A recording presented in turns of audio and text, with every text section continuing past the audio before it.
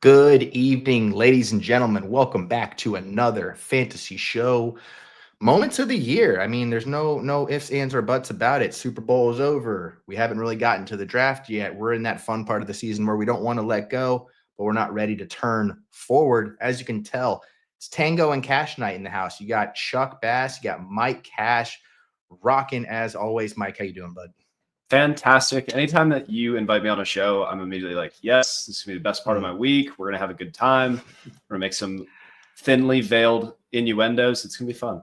It is going to be fun. It's always a good time. I will get a Tango and Cash banner worked up at some point, and I will maybe I'll change my name on Twitter and everywhere to Tango Bass or something like that, so that way it plays, because I'm all about content. I'm all for every which way, branding, marketing, whatever we can do, whatever we got going on.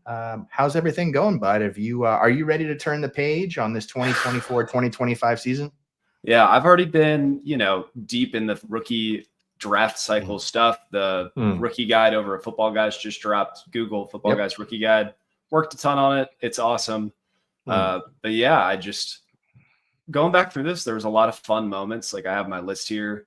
It's going to be cool, but I'm ready for 2025 and a little bit more hope for the Pittsburgh Steelers. A little bit more hope for the Steelers. Some Steelers made my list. I'll be looking forward to firing them out. So what we're doing today, guys, for anybody who's watching, we're going to be going over our favorite moments from the year. We'll just sort of ping pong back and forth as we get ready to look forward to 2025. And speaking of 2025, I want to thank today's sponsor, Fast Draft Fantasy. Let's cue it up. Oh, I see all this mock draft information out there. Oh, this mock, that mock. Hey, what about a real actual fantasy game? The Flex 4 game on Fast Draft, draftfaster.com, is open. You draft 6 running backs, wide receivers, tight ends. The top 4 enter your lineup every week. It's that easy. It's that simple. Drafts take 5 minutes. There's a $50,000 prize pool. It's $15,000 to first. It's just a $5 entry. And the best part, no rake. No rake whatsoever on Fast Draft. The first 2025 Best Ball contest to open in the world is ready for you to draft up to 150 teams. Draftfaster.com, draftfaster.com. Start playing Best Ball for real. Start playing best ball for real. We're going to be having a lot of fun with Fast Draft this summer. One of the things that I really enjoyed about it the most is the bonuses and the boosters you get to give you guys. Mike, I don't know about you, but for a lot of my other best ball teams in other areas, I had teams that most other people drafted because I'm a basic bitch. So I didn't really move past too many advancement rounds. So, little bonuses, little boosters, things we'll be talking about, kind of give Fast Draft the edge, kind of assure you either go to the tippy top or you plummet to the bottom, and then you can move on to fun stuff like enjoying our content, which is what we're going to be getting to. So, Mike, guest of honor tonight, I will let you kick off NFL moments of the year. Let me go ahead and get our Google. Oh, you know what? I won't tease it. I'll wait for you to say it, and then I'll get our Google stream going. Yeah, so I'm just going to pick the chalk one. It's the easy one. It won the NFL award. It's the Jaden Daniels Hail Mary, but specifically the Bears corner. Was it Tyreek Stevenson chirping the crowd, not paying attention, and then they catch the Hail Mary behind him. Just that was perfect, and I loved it. It was immediate karma. It was a great time. So do you think that was representative of the season for Jaden Daniels and for Caleb Williams, or do you think it was just going to be like an anomaly? I think in the moment, I thought it was an anomaly. The Bears were rolling. I think they had a winning record at that point. We having that conversation, who's going to win Rookie of the Year. Jaden, the big Commanders were just the team of destiny. Like nothing could get in their way. No matter how bad the defense was, randomly Jaden Daniels would pull it off. And the Bears, I mean, there's stories going around that Caleb Williams was having to ask his coach to watch film. He's like, please teach me football, coach, which is a red flag.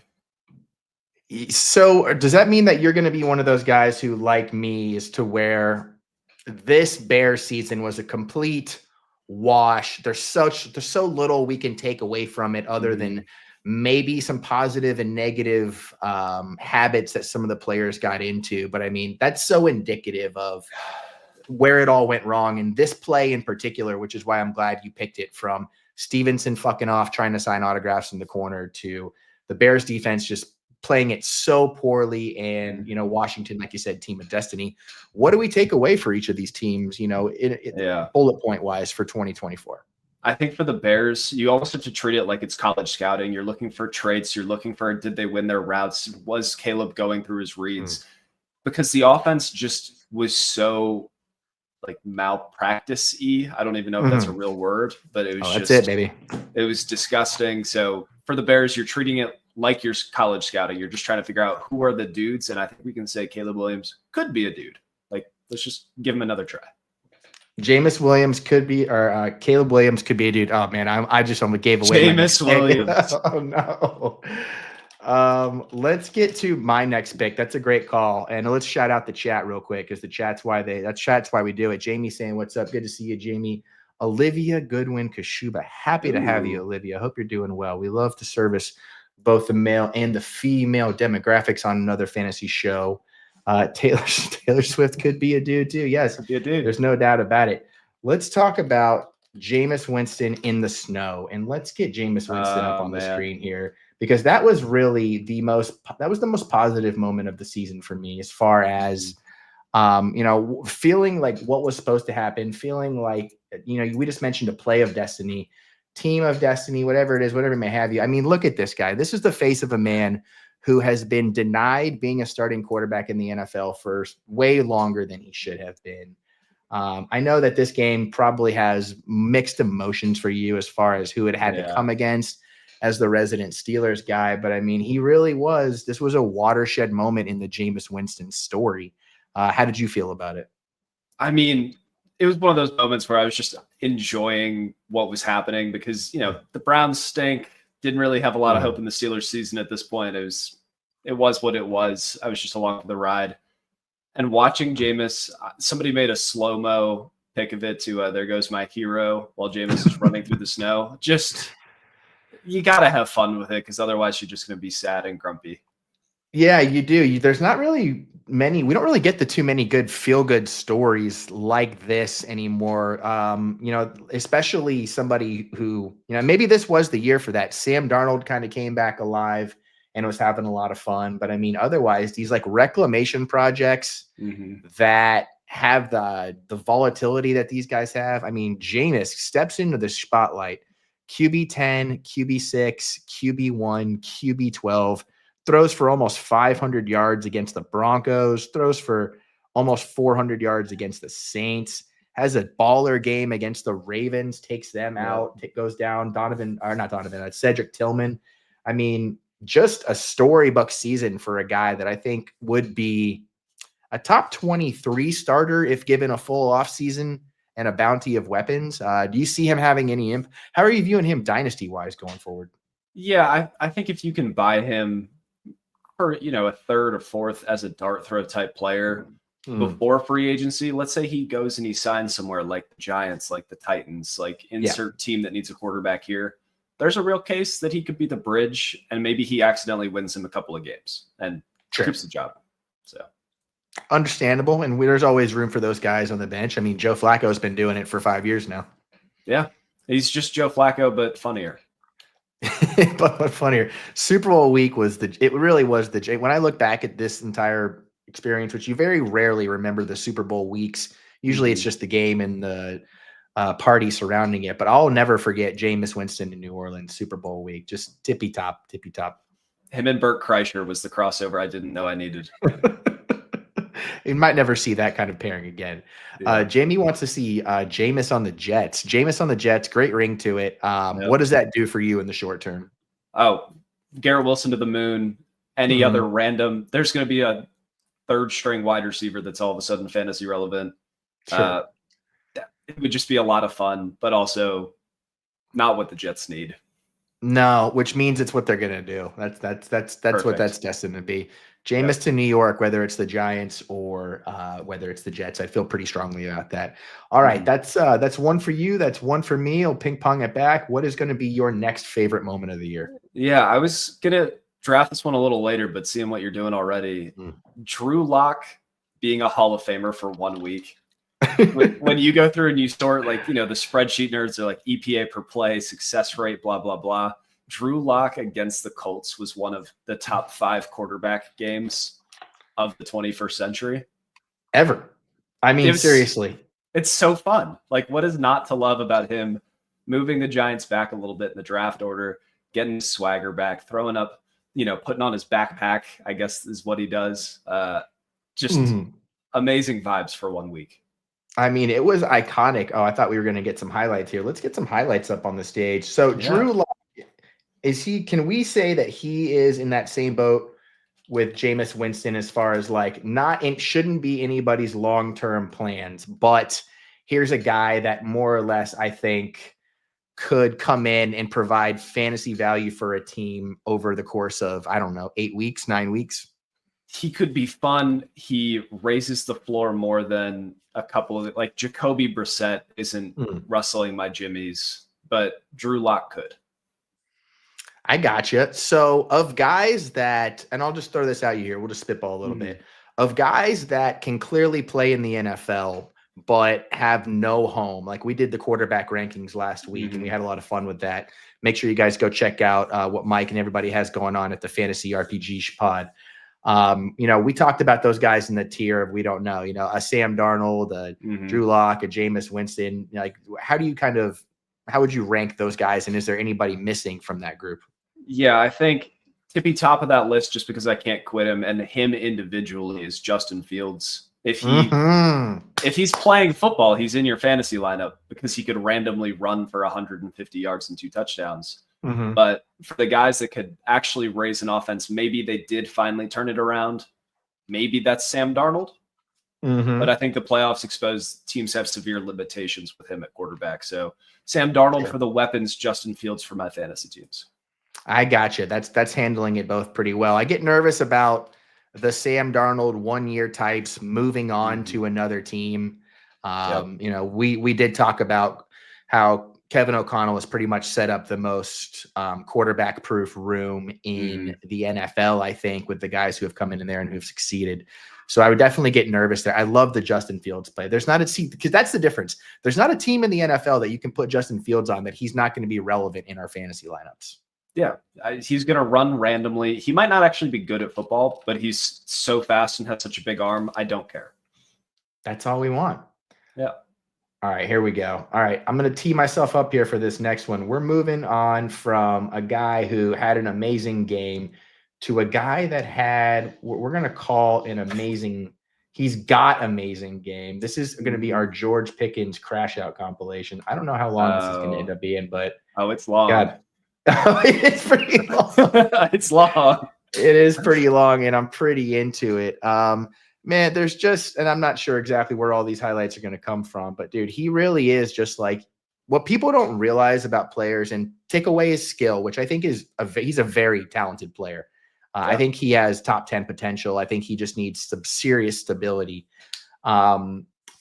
We need guys like this. We need guys in the league. We need guys pulling face masks from guys down like that. It's so important from not just an entertainment standpoint, but like setting the tone as an offensive player and really just like never being afraid of anything. Like, where is he in your Steelers' heart? Oh, he plays with my soul because I love the dog in him. He kind of gives me like Andre Johnson used to get in fights with what was it, Cortland Finnegan? Is that his name?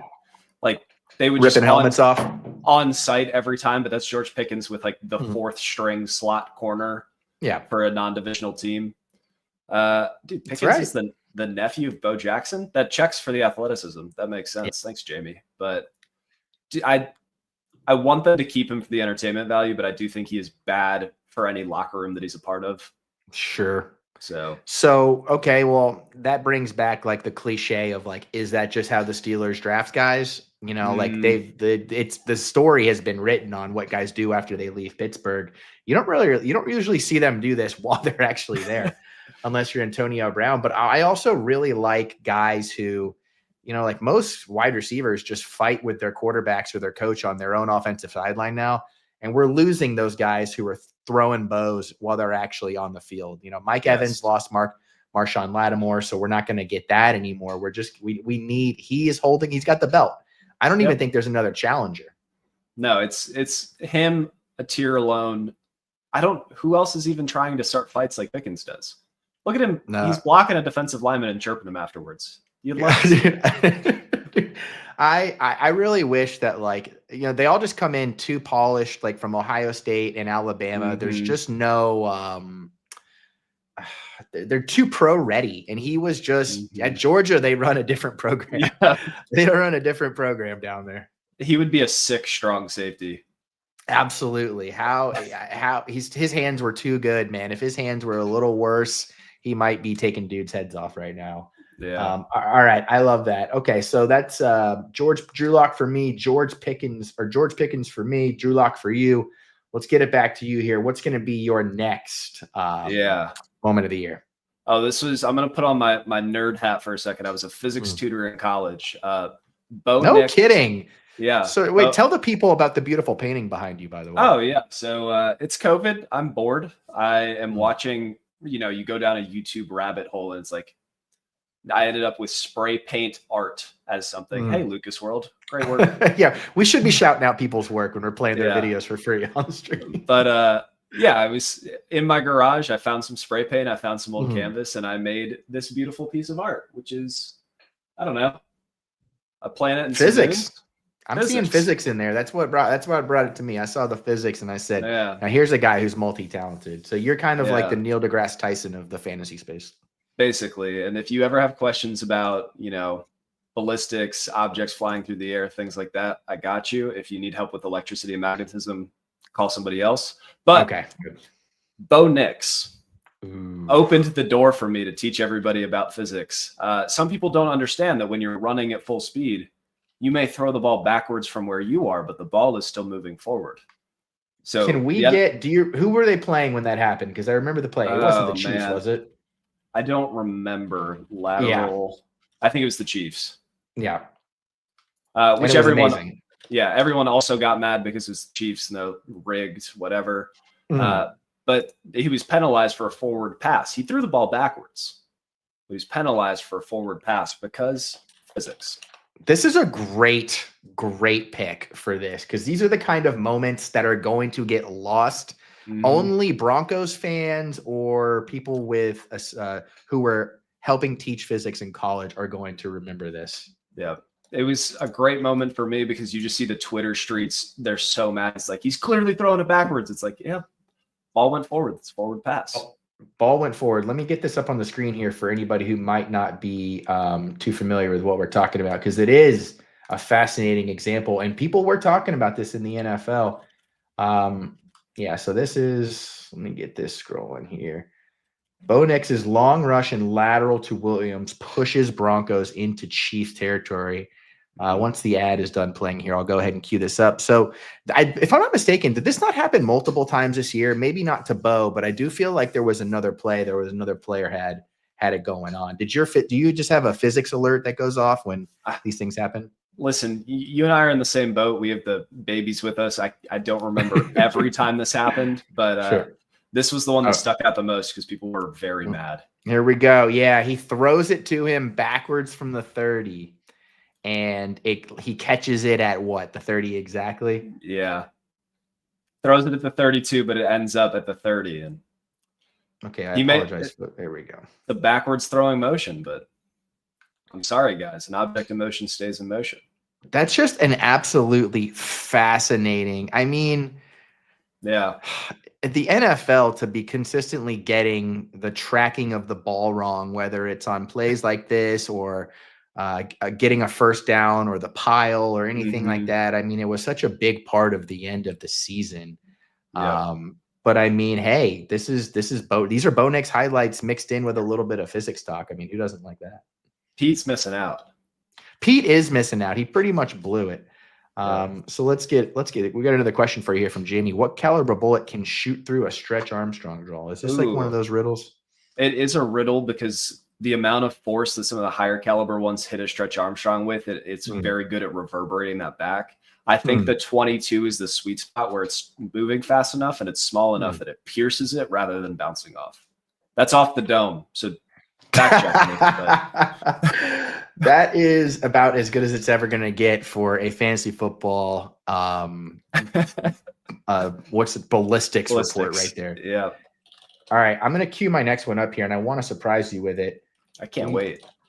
Because it really is so. All right, let's get the pause in here, and let's share the tab, and let's ultrafy the tab.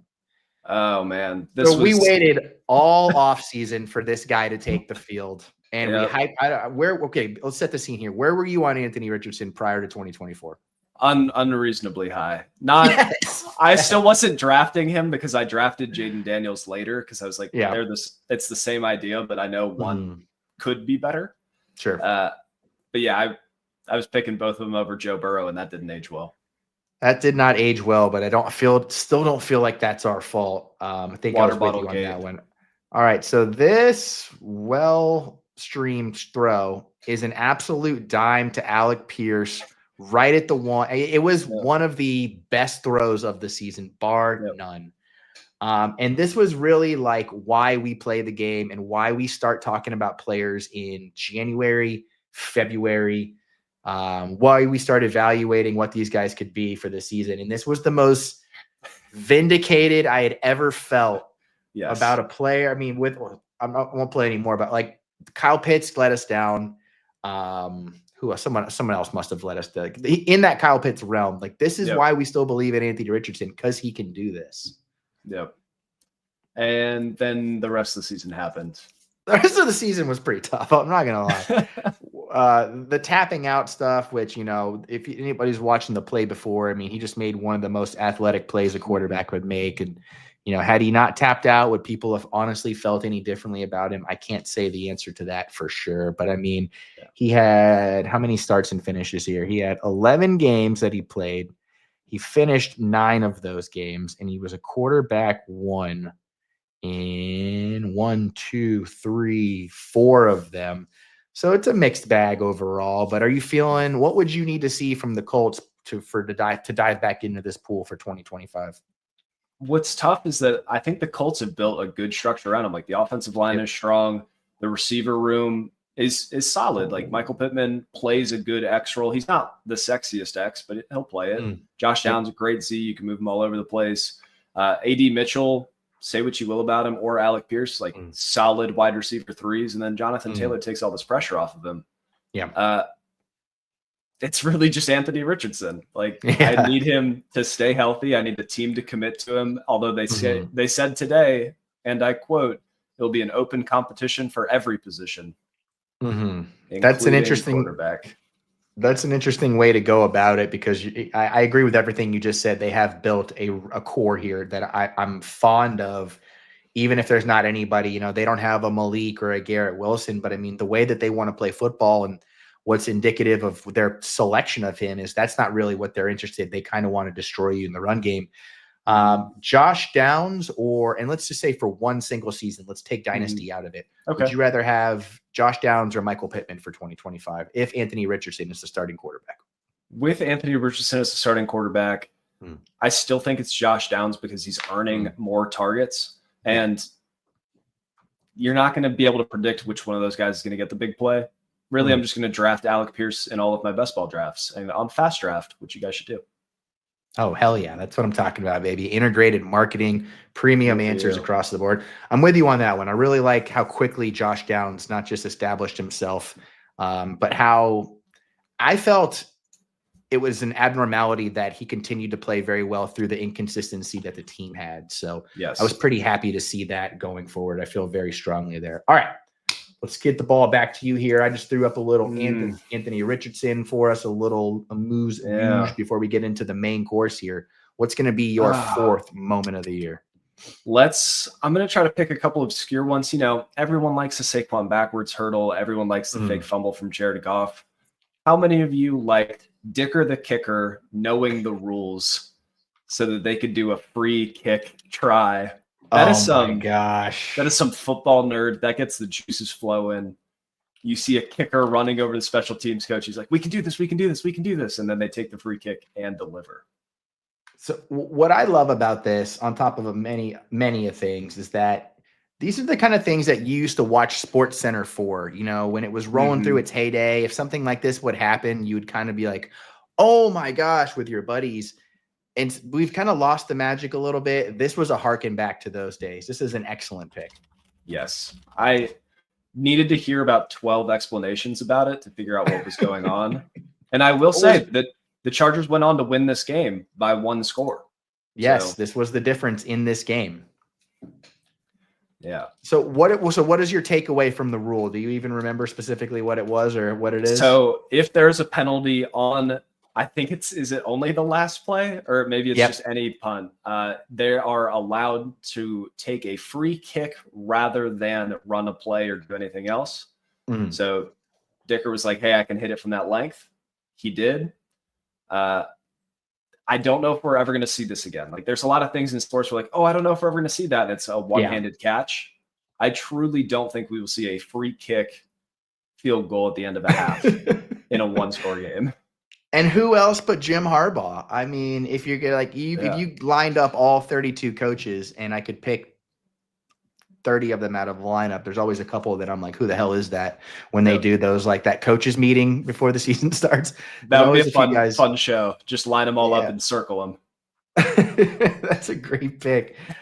It would be Jim Harbaugh. There's no doubt about it. Now that Belichick is out of the league, I can't even think of another coach that would not just think to use these shenanigans, but would execute it with poise. Yep. All right, let's see here. I'm going to get to mine here because that's fantastic, and I'm glad we have I love these 1.5-minute queue up videos that we can do to kind of get things going. We talked about him pre-show, but I don't think we're going to be able to talk about him much more going forward right now. Will Levis is just on. We said he was speed running an NFL bust career in just a few months, and boy, is he ever. What was really missing from his game was he never had the Jameis high. Never had any of those. Never had that Justin Fields run when he was, putting up like 30 or 40. He just never had those. He was just always, he was all sizzle, no steak. And boy, he had a lot. We'll see if it gets to it here. Is this going to be just for one game? Because if it is, I'm going to be annoyed. Oh, here we go. That's what he just has that many in that game. It just has that many in just one game. Did you think it was going to go this poorly this year? Absolutely not. I didn't think he would be good, but I didn't think he would be this bad. It was impressive. Yeah. It really was. I think truly the run that he went on this year, I think was a once in a lifetime level of blowing your career, because I don't even think you come back for this. I mean, like the Sam Darnold seasons that he had where he looked like a bust, like anybody who was in that range, at least they stretch it out over the course of like 2 years. He did it in like 5 games, it felt like. Yeah. And this is funny because on my pre-draft report for Levis, I was trying to figure out, is he calm, cool, and collected in the pocket, or is he just blissfully ignorant? And I think we got the answer to that question this year. Yeah. Do you like when guys answer it that quickly? It makes it really nice because then if you have them on dynasty teams, you can get rid of them. If somebody still believes, or you just know, like, that's a sunk asset, it's gone. Yeah, it's fine. It really is a brutal one to even try and figure out, because like there were a lot, honestly, and none of them were big plays, but there were a lot of times last year where I would just, the one time he was on red zone, I'd be like, oh wow, that was a pretty nice throw. He made a pretty nice read there. The mechanics were okay. Yep. Why the hell can't this guy do this more than 10 times in a game? When you're seeding to Mason Rudolph, and Mason Rudolph is putting up fantasy points, albeit meager, I think and you know that better than anybody. That's not what you want. Yeah, I had a tweet where I said Mason Rudolph is playing well for the Titans, and that's bad news for Steelers fans. Don't ask me why. Oh no, that's not what you want. People were really mad. They were like, "We can't believe we let this guy out the door." It's like, guys, he scored 12 points. Please relax. Yeah, let everybody pump the brakes here a little bit. Did you have a favorite of those Will Levis plays that was just the most special to you? It's the rolling to the left, floats a shovel pass, and then immediately both hands to the head with panic. it hit everything that I need in a bad play. That really, they didn't show it in this compilation, but man, is that a special play? And I actually think I can skip right to it here because I think that one is the best because you're just watching it like we saw so many quarterbacks this year make this play well, or at least try, and he's just the only one who fucked it up, and he fucked it up so spectacularly bad. There he is on the ground. I didn't. Okay. No, there's the other one against the Bears is the one I'm talking about, which is funny because he also rolls to the left in that play. Oh my gosh! Just, dude, there's so many Will Levis mess ups. I think it's that one if you keep going back. How great is it that there are multiple of these? Yeah, there he is. And wait, there he is. In all of his glory. Man, that's just like Jameis, man. I'm gonna miss him when he's gone. He is gone, I guess, already. Okay, another quick aside here. Cam Ward to the Titans, Travis Hunter. What are you thinking? If I'm them, I would try to trade back with somebody in the top 6 and then just take whatever blue chip player falls to me. If you make me make the pick, just take Travis Hunter. Yeah, stink for a year. Go get a 26 quarterback. I like that too. I like that a whole lot. Yep.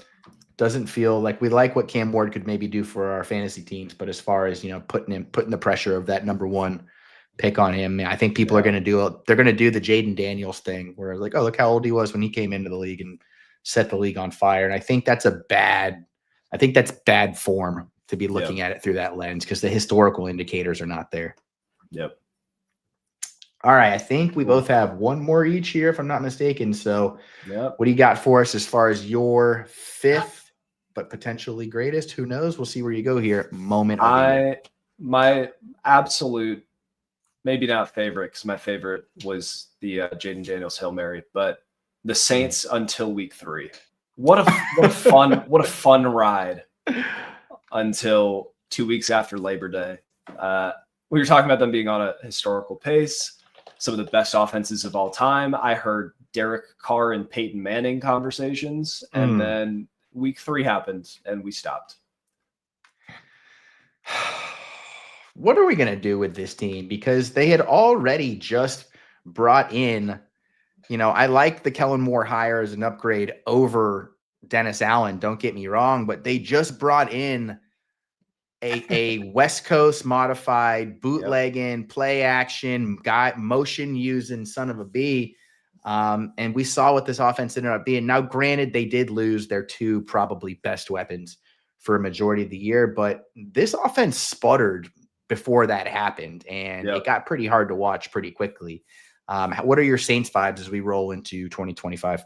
They're the same vibes I've had for 3 years. The team is awful. Chris Olave is good. Alvin Kamara will keep scoring fantasy points. Rashid Shaheed is a pleasant surprise, but you can't plug anybody from that offense in and be like, yep, Derek Carr's my QB2 in a superflex league. I feel good about it. Like, you can't plug in even our sweet prince Taysom Hill tore his ACL and he's 35 years old. Like, what is the comeback for him going to look like?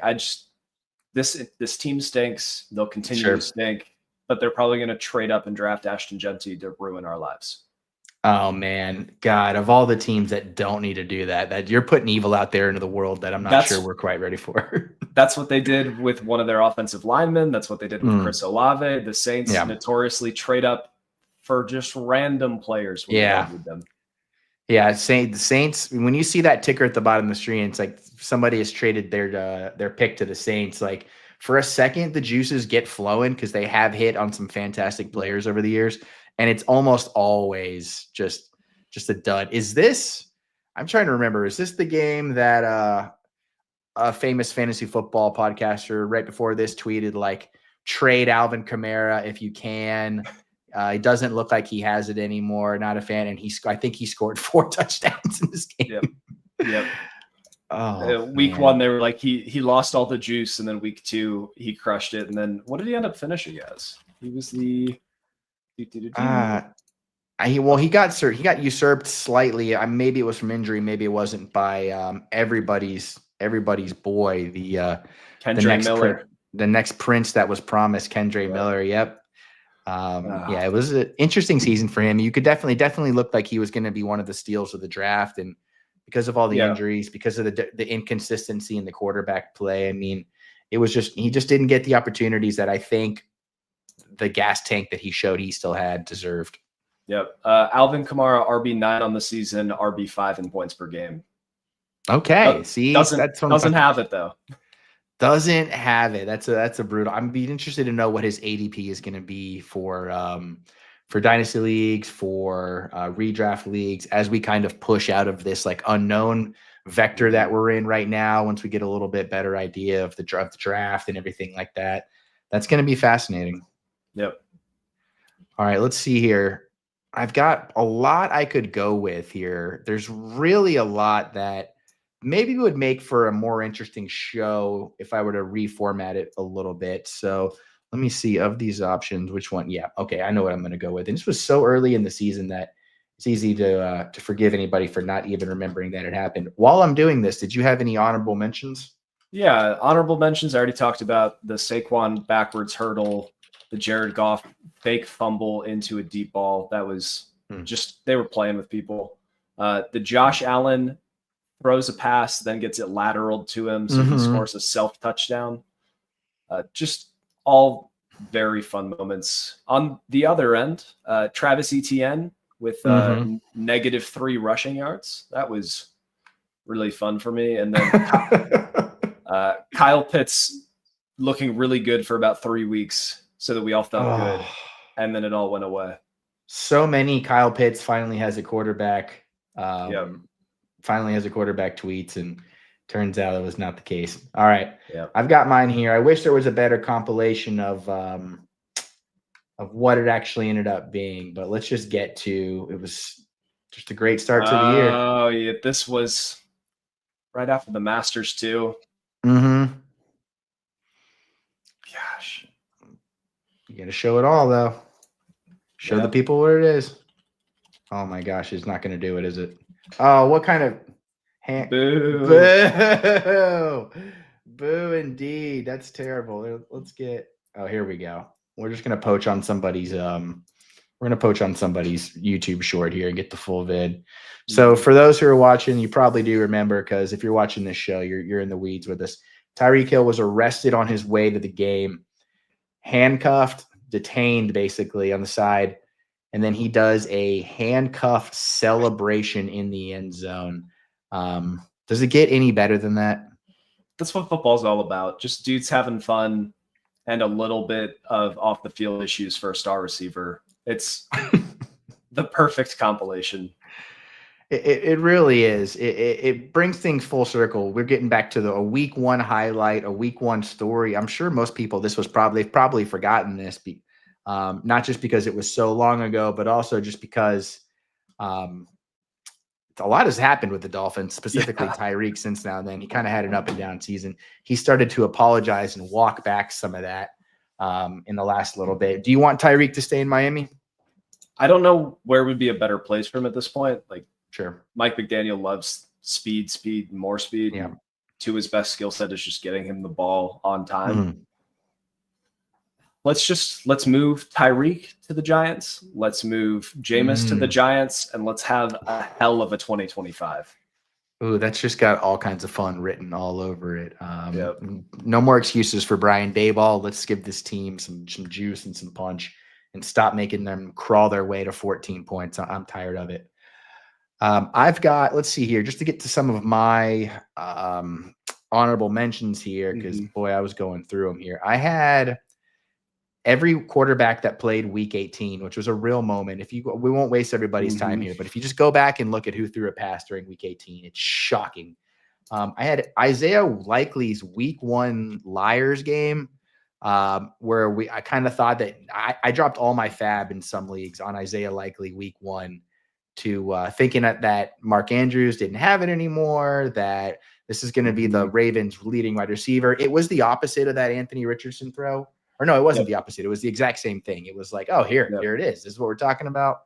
I had Deontay Johnson getting traded 4 times. I thought that and then cut. And then reclaimed. He honestly just felt like he was having did you watch Succession by chance? I do not. Okay, no, right. Well, one of the main characters in Succession, He just keeps trying to succeed, but he just fucking can't. And his dad will not let him get out from under the family business. And that is Deontay Johnson. And mainly because of himself, but we would love to see him land on a team and contribute in some way.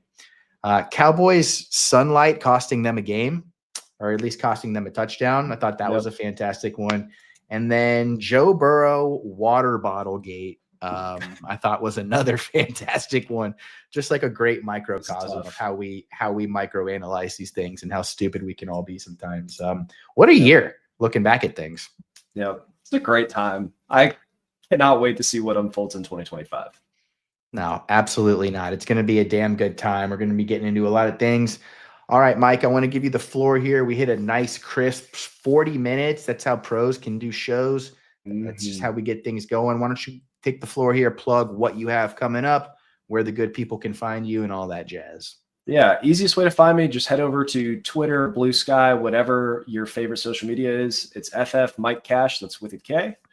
I drop all my stuff in there. If you want to find podcasts, Fantasy Football RPG. If you want to find written stuff, Football Guys Last Word on Sports. If you want to find film, astronauts, you can see why. Just go to Twitter. You'll find it all. Find it all. If you need physics advice, if you need ballistic advice, any and everything, you've got it going on. Yeah. Thanks for having me. All right. Man. Absolutely, man. I love when you come on. We always have such a good time. Once again, everybody, I'm Chuck Bass. This has been another fantasy show. A lot of fun stuff we got planned for the off season, but we'll get to that at another point. Mike, give me a number 1 through 5. 3. All right, 3. All right. Cheers, everybody. Have a good one. Bye, guys. Bring a chain of love, yeah. In the morning when I rise, bring it.